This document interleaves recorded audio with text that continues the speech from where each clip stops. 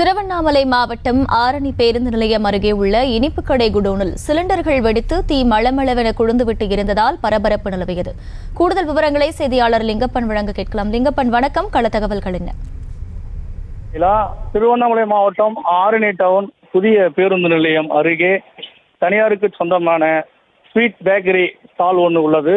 அந்த கடைக்கு உண்டான பொருட்கள் பாதுகாப்பாக வைக்கக்கூடிய அந்த குடோன் என்று சொல்லக்கூடிய அந்த குடோனில் சிலிண்டர்கள் வெடித்து தீ மலமலையான எரிய தொடங்கியது. இதனால் பொதுமக்கள் மற்றும் பேருந்து நிலையத்தில் இருக்கக்கூடிய பாமர மக்கள் பதற்றத்தோடு பேருந்து நிலையத்தை விட்டு வெளியேறினாங்க. அதாவது என்னன்னா, அந்த வழக்கமாக அந்த குடோனுக்கு பக்கத்தில் இருக்கக்கூடிய அந்த காகிதங்களை தீயிட்டு எரிச்சதாக தெரிகிறது. அந்த தீயானது அந்த குடோனுக்கு அருகில் இருக்கக்கூடிய சிலிண்டர்கள் மூலமாக வெடித்து 9 சிலிண்டர்கள் கூறப்படுகிறது. அந்த 9 சிலிண்டரிலிருந்து 7 சிலிண்டர் வெடித்ததாக கூறப்படுகிறது. முதற்கட்டமாக அந்த சிலிண்டர் வெடித்ததன் விபத்து காரணமாக இந்த ஆரணி பகுதியில் பதட்டம் ஏற்படுகிறது. இந்த பதட்டத்தை தனி வகையில் அந்த தீயை கட்டுக்காப்புக்கு கொண்டு வருவதற்காக தீயணைப்பு மற்றும் மீட்பு துறையினர் விரைந்து அந்த தீயை அணைக்கும் பணியில் ஈடுபட்டு வருகிறார்கள். மேலும் கூடுதல் விபத்துகள் ஏதாவது ஏற்படும் வகையில் 2 108 ஆம்புலன்ஸ், அது இல்லாமல் தனியார் 2 வாகனங்கள் ஏற்பாடு செய்யப்பட்டுள்ளது.